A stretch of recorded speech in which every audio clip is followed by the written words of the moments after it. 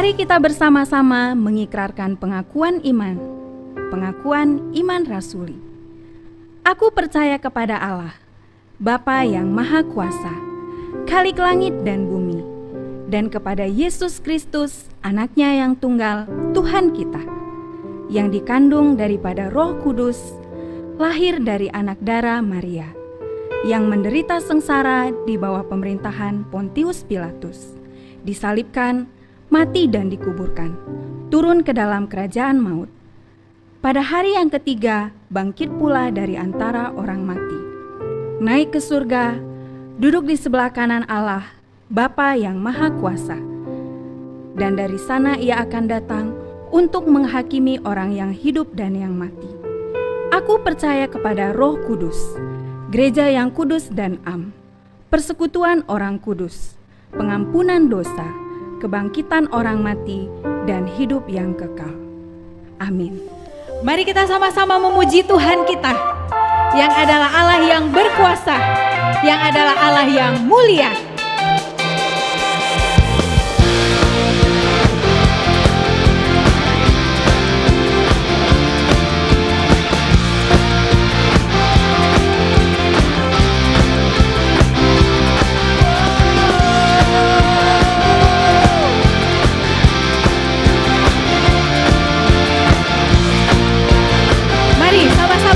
Puji Tuhan.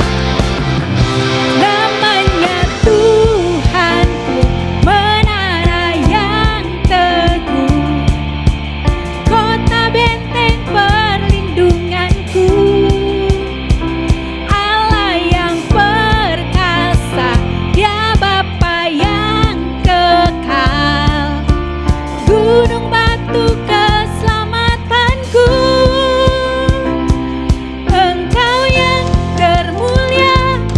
Bumi di surga, termasyur perkasa selamanya. Engkau yang berkuasa di dalam segala hal, ada kuasa dalam nama Yesusku.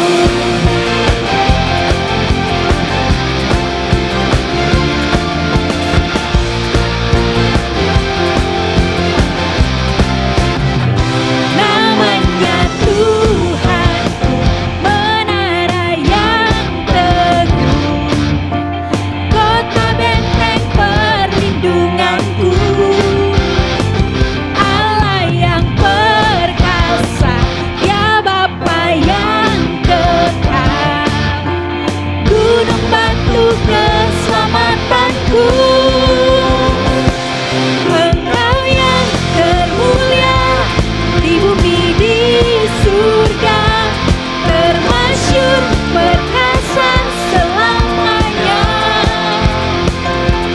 Engkau yang berkuasa di dalam segala hal, ada kuasa dalam nama Yesusku.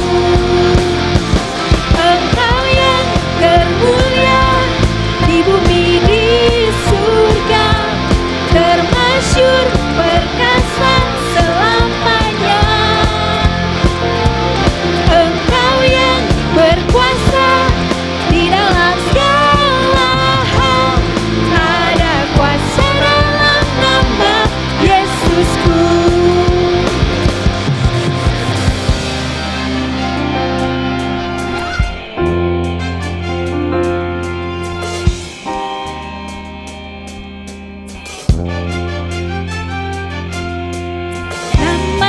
Atas segala nama, nama yang telah membebaskanku. Segala kuasa tunduk pada nama itu, Yesus Tuhan segala Tuhan. Nama di atas segala nama, nama yang telah membebaskanku. Segala kuasa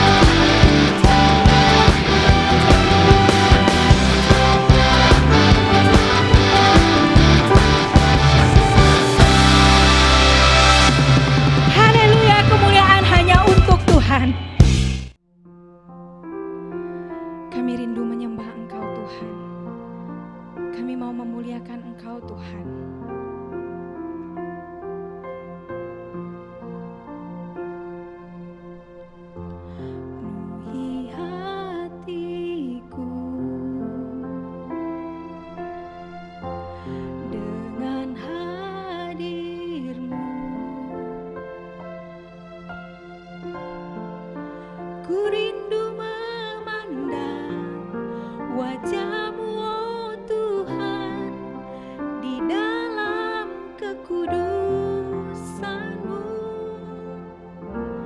Bawaku dekat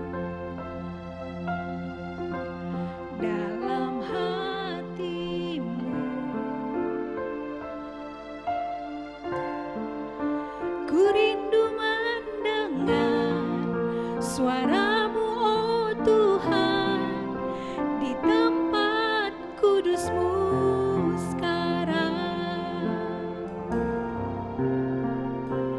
Ku rasakan kasih-Mu dan indahnya kekudusan-Mu, penuhi dengan kasih-Mu. Diam di hadirat-Mu, ku mengangkat tanganku dan ku bersyukur menyembah-Mu, penuhi dengan kasih-Mu. Diam di hadirat-Mu.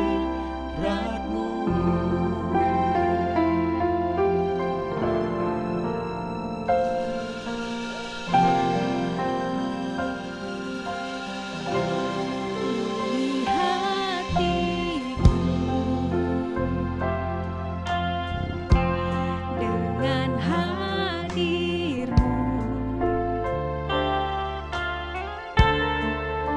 ku rindu memandang wajah-Mu, oh Tuhan, di dalam kekudusan-Mu.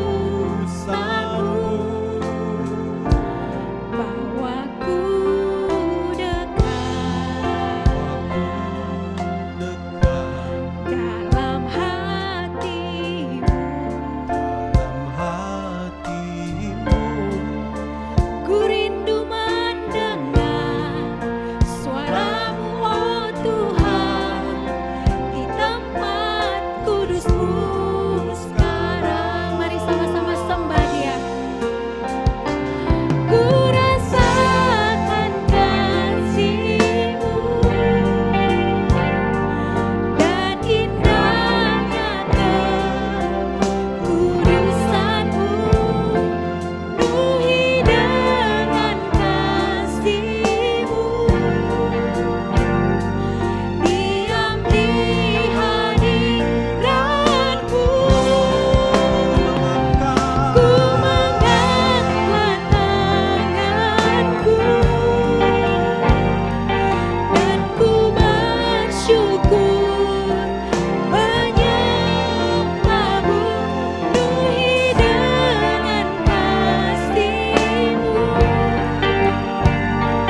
Diam di hadirat-Mu.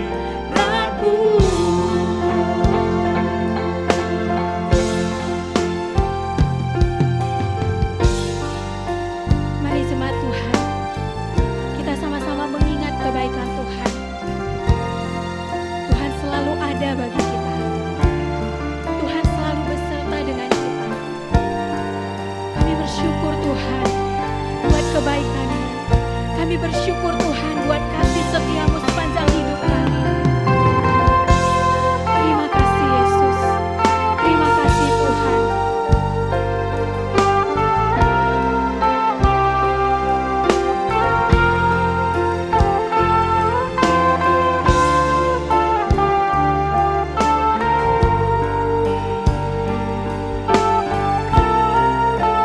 Mari jemaat sama-sama kita sembah Dia.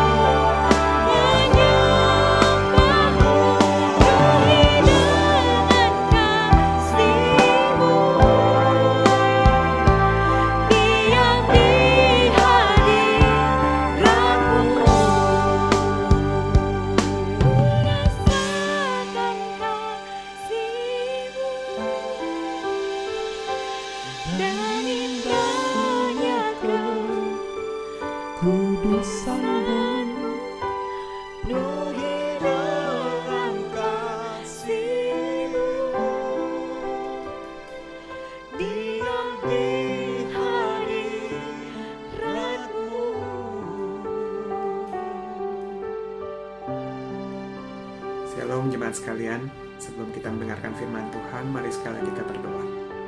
Mari kita berdoa. Tuhan, terima kasih kami diberi kesempatan sekali lagi untuk boleh membaca merenungkan firman-Mu. Kami selalu sadar bahwa kami terbatas untuk memahami firman-Mu Tuhan. Karena itu kami selalu memohon supaya Allah Roh Kudus menuntun pikiran kami, menerangi pikiran kami, membuka hati kami, supaya firman yang kami baca, kami renungkan, boleh kami mengerti, bahkan boleh berbicara pada setiap kami secara pribadi. Dan lebih daripada itu Tuhan, kami rindu memegang firman-Mu, menghidupinya, melakukannya, supaya hidup kami semakin hari semakin berkenan di depan Tuhan. Terima kasih Tuhan, kami siap mendengar firman-Mu. Bantu hamba-Mu yang terbatas ini boleh menyampaikan firman-Mu yang begitu kudus, begitu suci. Urapi mulut bibirnya yang najis, supaya hanya nama-Mu yang dipermuliakan. Dalam nama Tuhan Yesus kami berdoa. Amin. Bapak Ibu Saudara sekalian, pada kesempatan ini saya ingin mengajak kita merenungkan satu bagian firman Tuhan dari kitab 1 Samuel pasal yang ke-17. 1 Samuel 17 ayat 40-50. 1 Samuel 17 ayat 40-50 kisah tentang pertempuran atau perkelahian antara Daud dengan Goliat. 1 Samuel 17 ayat 40-50, saya akan bacakannya bagi kita sekalian. Kalau saudara ada Alkitab, mari saudara membukanya dan mengikutinya bersama dengan saya. 1 Samuel 17 ayat 40-50, perkelahian Daud dengan Goliat. Lalu Daud mengambil tongkatnya di tangannya, dipilihnya dari dasar sungai 5 batu yang licin, dan ditaruhnya dalam kantung gembala yang dibawanya, yakni tempat batu-batu, sedang umbannya dipegangnya di tangannya. Demikianlah ia mendekati orang Filistin itu. Orang Filistin itu kian dekat menghampiri Daud, dan di depannya orang yang membawa perisainya. Ketika orang Filistin itu menunjukkan pandangannya ke arah Daud serta melihat dia, dihinanya Daud itu karena ia masih muda, kemerah-merahan, dan elok parasnya. Orang Filistin itu atau Goliat itu berkata kepada Daud, "Anjingkah aku, maka engkau mendatangi aku dengan tongkat?" Lalu demi para allahnya, orang Filistin itu mengutuki Daud. Pula orang Filistin itu berkata kepada Daud, "Hadapilah aku, maka aku akan memberikan dagingmu kepada burung-burung di udara dan kepada binatang-binatang di padang." Tetapi Daud berkata kepada orang Filistin itu, "Engkau mendatangi aku dengan pedang dan tombak dan lembing, tapi aku mendatangi engkau dengan nama Tuhan semesta alam, Allah segala barisan Israel yang kau tantang itu. Hari ini juga Tuhan akan menyerahkan engkau ke dalam tanganku, dan aku akan mengalahkan engkau dan memenggal kepalamu dari tubuhmu. Hari ini juga aku akan memberikan mayatmu dan mayat tentara orang Filistin kepada burung-burung di udara dan kepada binatang-binatang liar, supaya seluruh bumi tahu bahwa Israel mempunyai Allah. Dan supaya segenap jemaah ini tahu bahwa Tuhan menyelamatkan bukan dengan pedang dan dengan lembing. Sebab di tangan Tuhanlah pertempuran, dan ia pun menyerahkan kamu ke dalam tangan kami." Ketika orang Filistin itu bergerak maju untuk menemui Daud, maka segeralah Daud berlari ke barisan musuh untuk menemui orang Filistin itu. Lalu Daud memasukkan tangannya dalam kantungnya, diambilnyalah sebuah batu dari dalamnya, diumbannya, maka kenalah dahi orang Filistin itu, sehingga batu itu terbenam ke dalam dahinya, dan terjerumuslah ia dengan mukanya ke tanah. Demikianlah Daud mengalahkan orang Filistin itu dengan umban dan batu. Ia mengalahkan orang Filistin itu dan membunuhnya tanpa pedang di tangan. Saudara, mungkin sebagian kita pernah mendengar tokoh yang bernama Sun Tzu. Ya, kalau saudara suka film perang, suka sejarah, mungkin sudah kenal dengan tokoh yang bernama Sun Tzu. Sun Tzu adalah seorang jenderal dari Tiongkok. Dia hidup sekitar abad 5 sebelum Masehi. Dan dia adalah seorang yang sangat terkenal. Dia adalah ahli strategi militer dan filsuf yang sangat brilian. Sun Tzu menulis sebuah buku yang sangat terkenal berjudul The Art of War, ya, atau Seni Berperang. Buku ini bukan hanya buku yang berpengaruh dalam dunia perang, tapi buku ini banyak mempengaruhi filosofi Barat dan Timur, dalam sektor kepemimpinan, bisnis, dan perbankan. Bahkan di Universitas Columbia, ya, University of Columbia, ini buku menjadi buku wajib bagi peserta kelas kewirausahaan. Ya. Buku ini mempengaruhi banyak pemimpin besar seperti Genghis Khan, Napoleon, Mao Zedong, bahkan Hitler. Dan buku ini masih dipakai sampai hari ini, luar biasa. Ya. Saya ingin menunjukkan beberapa contoh strategi yang ditunjukkan oleh buku ini, The Art of War. Sun Tzu pernah menulis begini di dalam buku The Art of War. Dia berkata, seni tertinggi perang adalah untuk menaklukkan musuh tanpa pertempuran. Dia tulis lagi yang lain, tampak lemah ketika Anda kuat, dan tampak kuat ketika Anda lemah. Tulisan yang lain dia berkata, jika Anda tahu musuh dan mengenal diri sendiri, Anda tidak perlu takut hasil dari 100 pertempuran. Dan yang lain juga dia tulis, strategi tanpa taktik adalah rute paling lambat menuju kemenangan. Atau dengan kata lain, taktik tanpa strategi adalah suara sebelum kekalahan. Saudara, jika diumpamakan dengan dunia perang, sungguhnya perjalanan hidup kita adalah peperangan, bukan?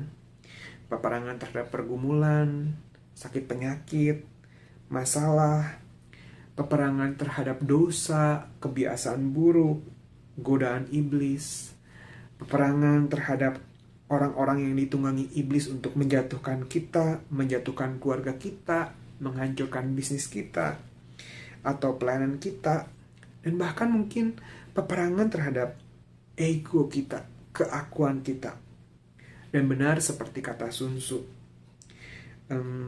kalau kita mau menang, kita butuh strategi dan taktik.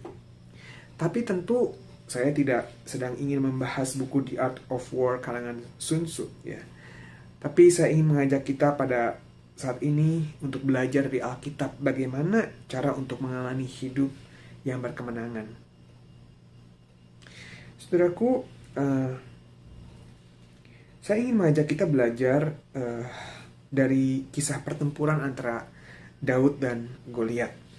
Saudara, melihat pertempuran antara Daud dan Goliat, tentu semua orang pun tahu bahwa pertempuran ini bukanlah pertempuran yang seimbang. Ya, anak kecil juga tahu kalau Goliat bukanlah tandingannya Daud. Goliat tuh tingginya kurang lebih 3 meter, saudara. Ya, dia kuat. By the way, 3 meter itu 2 kali lipatnya orang normal kira-kira gitu ya. Jadi kalau kita tinggi normal kita orang Indonesia sekitar 160 cm atau sekitar 170 cm, ini Goliat tuh 2 kali lipatnya. Bayangkan, tinggi sekali, saudara. Goliat tuh tinggi, kuat, peralatan perang yang dia punya peralatan perang yang lengkap. Dikatakan bahwa ada pembawa perisai buat dia. Dan Goliat ini sudah dilatih sejak kecil untuk menjadi seorang prajurit. Dan berbeda sekali dengan Daud. Ya, Daud dikatakan pada bagian ini masih muda, kemerah-merahan, masih sekia, anak kecil. Ya, bahkan orang-orang Israel aja rendahin dia, kamu masih kecil. Ya, dia kecil. Dia tidak punya peralatan perang. Ya, kalau kita membaca 1 Samuel 13:22 dikatakan, pada hari pertempuran itu, sebilah pedang atau lembing pun tidak terdapat pada seluruh rakyat yang ada bersama Saul dan Yonatan. Tapi Saul dan Yonatan, anaknya itu masih mempunyainya.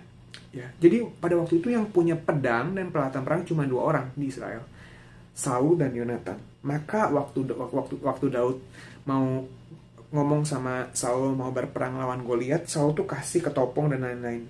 Tapi Daud tolak. Daud malah cari batu di sungai untuk dijadiin katepel.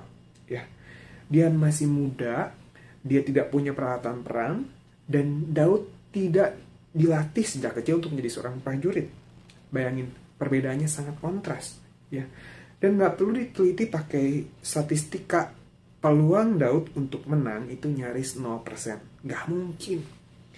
Goliat hanya butuh usaha yang sangat kecil untuk menang. Tapi kalau kita baca, kita tahu ceritanya bukan. Keadaannya justru berbalik. Tanpa usaha yang besar, Daud dengan mudah mengalahkan Goliat. Daud mengambil batu, dia melemparnya, dan dikatakan tepat mengenai dahinya Goliat, sehingga Goliat tumbang seketika, dan akhirnya Daud bunuh dia pakai pedang, memenggal kepala Goliat. Dan waktu orang-orang Filistin melihat, dikatakan orang-orang Filistin itu pada lari ketakutan, karena orang sebesar Goliat saja kalah. Saudaraku, kenapa Daud bisa menang? Karena dia pakai strategi, ya. Dan saya pada saat ini mengajak kita melihat ada dua strategi yang Daud terapkan sehingga ia bisa menang. Strategi pertama Daud untuk mengalami kemenangan adalah satu, memilih sekutu yang tepat. Memilih sekutu yang tepat. Saudara, bukan apa yang kita punya, juga bukan apa yang kita bisa yang menentukan kemenangan, tapi siapa yang berperang bersama dengan kita, itu yang menentukan kemenangan. Dalam Mazmur 44 ayat 6 dikatakan, sebab bukan kepada panahku aku percaya, dan pedangku pun tidak memberi aku kemenangan. Saudaraku, Daud menang karena ia memilih Tuhan menjadi sekutunya. 1 Samuel 17 ayat 45 Daud berkata, engkau mendatangi aku dengan pedang dan tombak dan lembing, tapi aku mendatangi engkau dengan nama Tuhan semesta alam, Allah segala barisan Israel yang kau tentang itu. Saudaraku, strategi pertama untuk mengalami kemenangan adalah memilih sekutu yang tepat. Dan kita pasti mengalami kemenangan kalau kita berperang bersama dengan Tuhan. Saudara, jangan berfokus pada apa yang kita bisa. Jangan berfokus pada pada apa yang kita punya. Tapi berfokuslah pada siapa yang bersama dengan kita. Saudaraku, pastikan dalam setiap peperangan kita berperang bersama dengan Tuhan. Itulah kunci kemenangan. Itulah strategi terbaik untuk mengalami kemenangan. Saudaraku, satu kali waktu saya masih kuliah di Seminari Alkitab Asia Tenggara, saya mendapat kesempatan praktek 2 bulan di sebuah gereja. Dan pada waktu itu saya disuruh memimpin sebuah persekutuan rumah. Tapi sebelum saya pergi ke persekutuan rumah itu, ada seorang hamba Tuhan yang bilang sama saya, Pak Andrea, nanti di rumah itu ada seorang bapak yang kerjaan itu suka mojokin mahasiswa praktek. Ya, pokoknya kalau ada mahasiswa praktek, dia tuh seneng banget mempermalukan. Kalau nanti Pak Andrea lagi bawa materi, nanti dia suka nanya yang susah-susah dan suka sengaja untuk jatuhin mahasiswa praktek. Wah, saudara, tentu perkataan itu membuat saya sangat tegang. Ya, saya jadi berdoa sungguh-sungguh. Saya bilang, Tuhan tolong saya. Tuhan tolong saya, jangan permalukan saya. Tuhan tolong saya.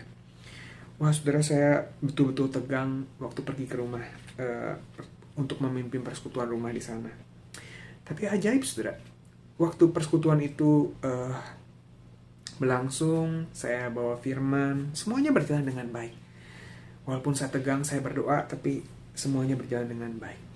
Dalam perjalanan pulang, si hamba Tuhan yang tadi ngomong memberi kabar bahwa ada bapak yang akan memojokkan dan jatuhin saya.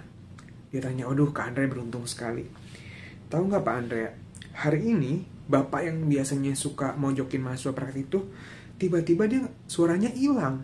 Ya, dia radang tenggorokan sampai nggak bisa ngomong. Makanya tadi waktu Pak Andre bawa firman, dia nggak nanya, dia nggak berusaha jatuhin Pak Andre.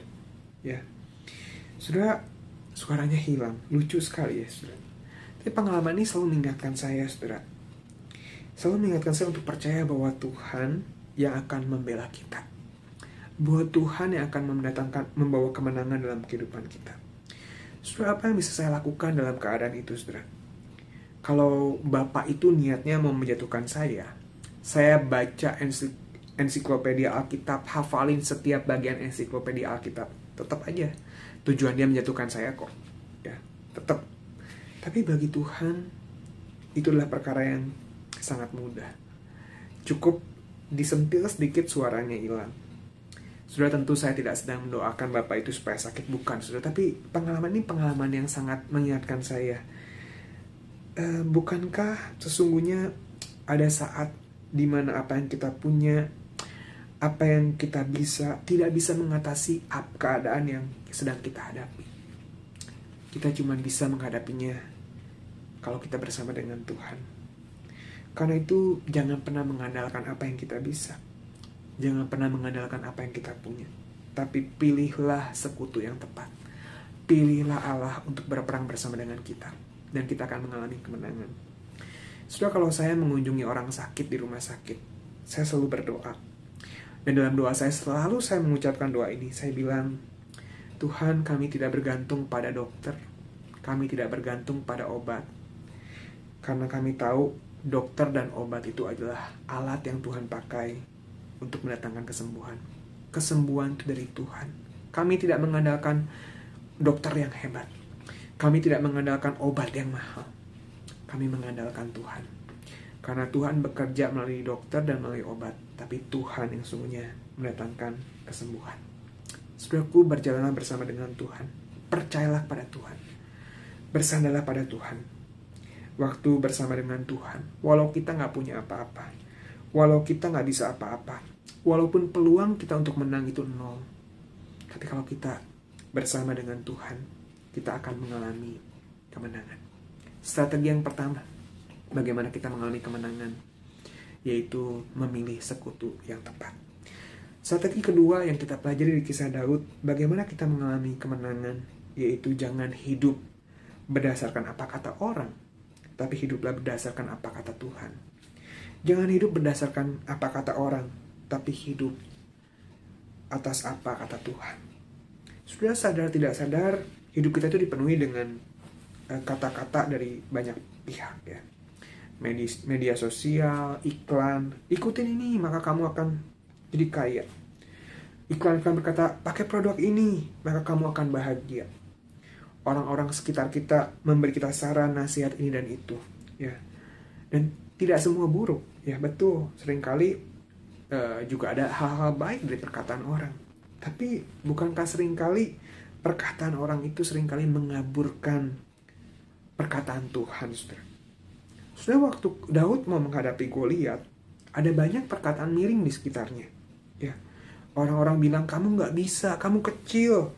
Kamu pasti kalah, diketawain, saudara. Bahkan kakaknya sendiri berkata, kamu sombong, ya, mau sok jadi pahlawan. Kamu memati sia-sia, bodoh. Bahkan Goliat itu menggertak Daud dengan hinaan, ya. Dia bilang, anjingkah aku sampai kamu datang pakai cuma dengan tongkat. Saya akan bunuh kamu dan daging kamu akan saya kasih makan buat burung-burung. Goliat menggertak Daud. Tapi saudara, Daud tahu benar bahwa Allah mau dia maju berperang untuk membela nama Tuhan, saudara. Dan Daud taat. Saudara, kalau Daud mendengarkan atau fokus dengan kata-kata orang, dia akan jadi takut. Kalau Daud ikutin apa kata para tentara, kakak-kakaknya, dia pasti gak akan pernah maju berperang dan gak pernah mengalami kemenangan yang membuat dia bisa melihat kemuliaan Tuhan. Bahkan kalau Daud kemakan omongan Goliat, dia pasti gak jadi perang.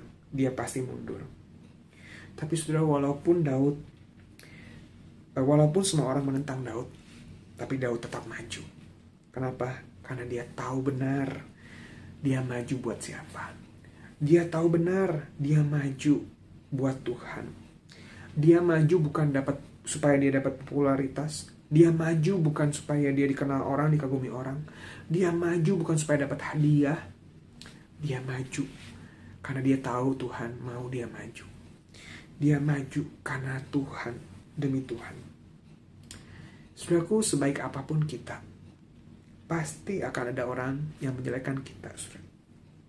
Seperti Daud direndahkan Goliat, pasti ada orang yang juga merendahkan kita dan ngomongin kita di belakang. Tapi saudara, selama kita tahu bahwa kita melakukan apa yang benar, kita yakin bahwa itu yang Tuhan mau, jangan takut dengan apa yang dikatakan orang.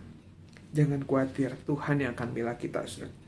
Mazmur 44 ayat 7 berkata, tetapi engkaulah yang memberi kami kemenangan terhadap para lawan kami, dan orang-orang yang membenci kami, kau beri malu.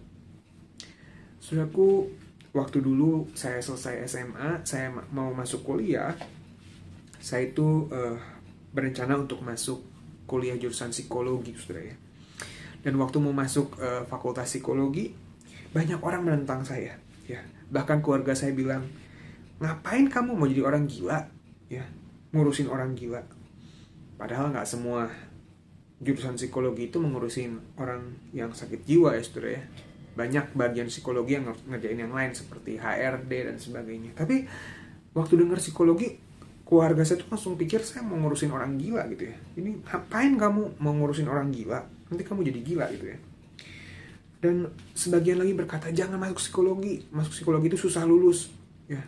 Skripsinya susah dan sebagainya. Bahkan hasil psikotes saya kerjain psikotes penjurusan masuk fakultas mana.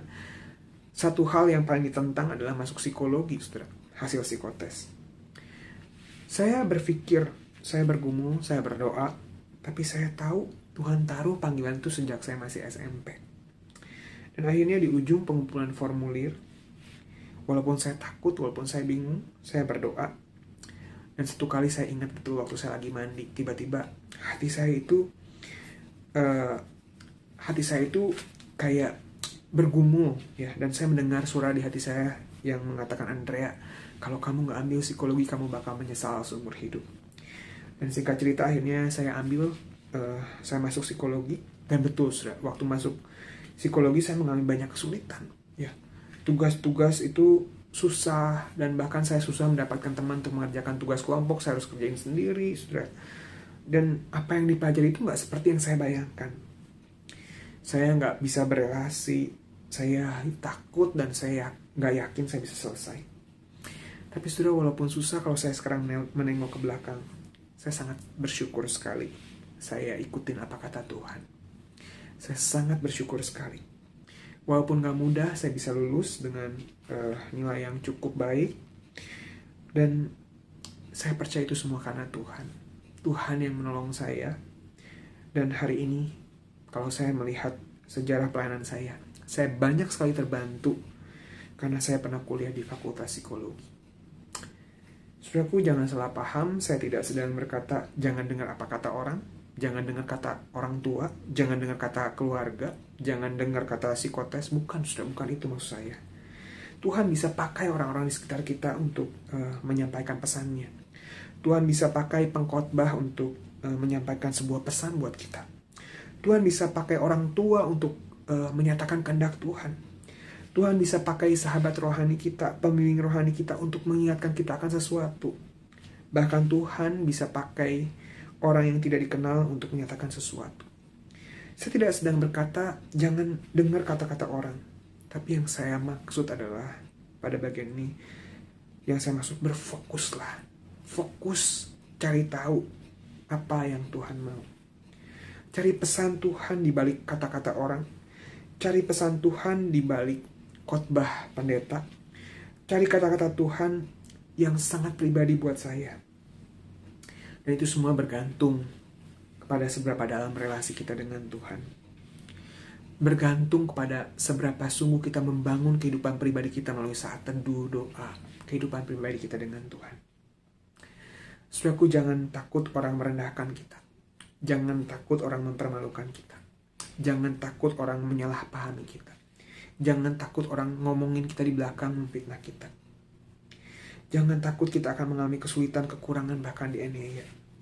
Waktu kita tahu apa kata Tuhan dan kita taat. Waktu kita taat, Tuhan pasti akan bela kita. Waktu kita tahu benar bahwa Tuhan mau saya melakukan ini dan kita taat. Walaupun kata semua orang itu nggak benar, tapi kata Tuhan itu yang harus kita lakuin. Walaupun kata semua orang itu bodoh, tapi kita tahu Tuhan mau kita lakuin itu. Percayalah, di sana letak kemenangan, di sana letak kepuasan, dan Tuhan akan buktikan bahwa Dialah pembela kita. Dan suatu hari orang akan melihat kebenarannya. Dan seperti Mazmur katakan, dan orang-orang yang tadinya menentang itu justru dia akan dipermalukan. Saudaraku, strategi terbaik untuk hidup berkemenangan adalah berperang bersama dengan Tuhan dan mendengar kata-kata Tuhan. Dan bukankah Tuhan Yesus selama dia hidup di dunia, dia memberi teladan ini, saudara?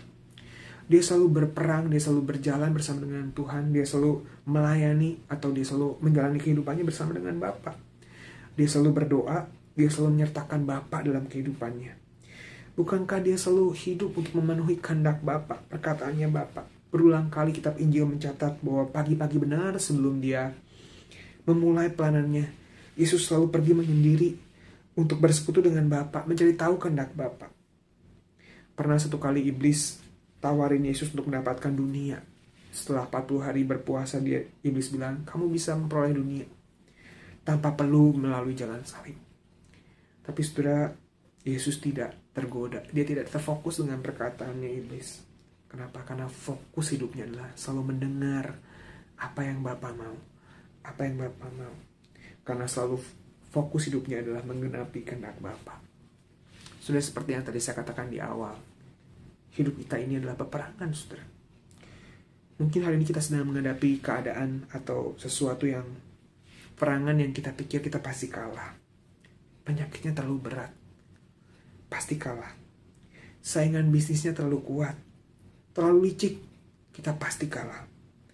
Kebiasaan buruk ini susah dihilangkan. Sudah ratusan kali saya bikin komitmen, tapi selalu gagal.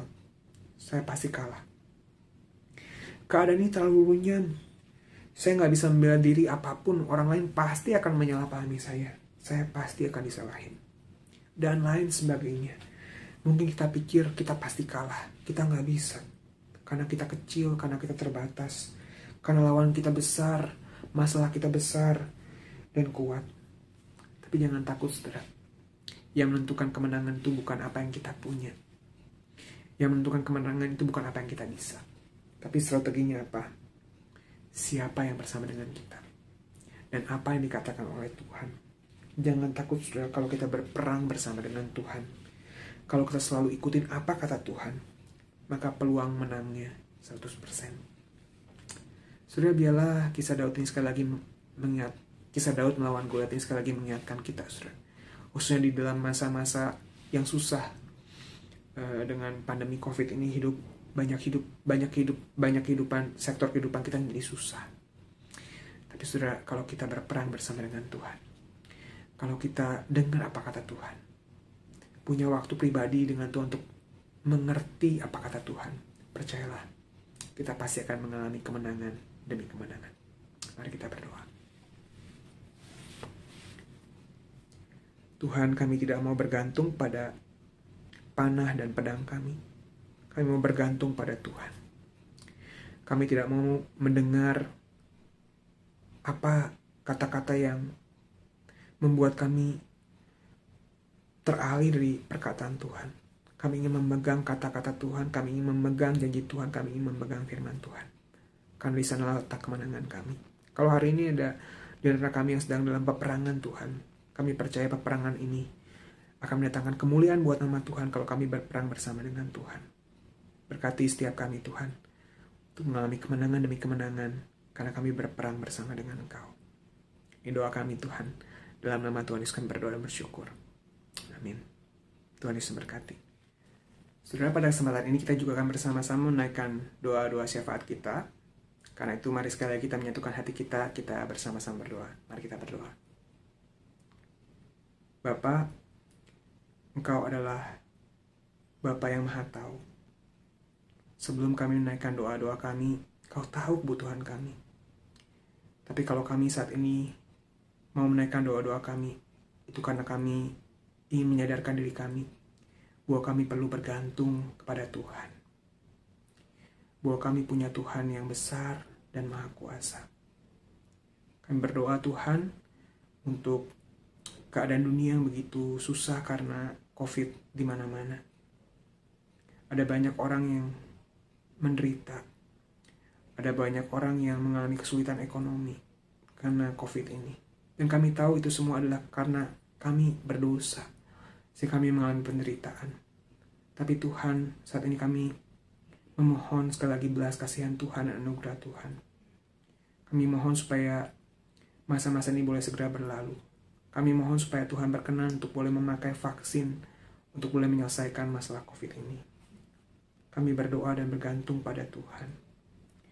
Saat ini kami juga mengingat Tuhan satu kota di Pakistan bernama kota Peshawar.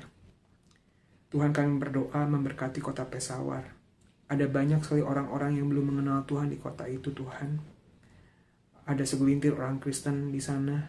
Tuhan pakai orang-orang Kristen yang mungkin jadi orang minoritas yang mengalami penganiayaan, tapi Tuhan pakai mereka untuk boleh menangkan kota Peshawar.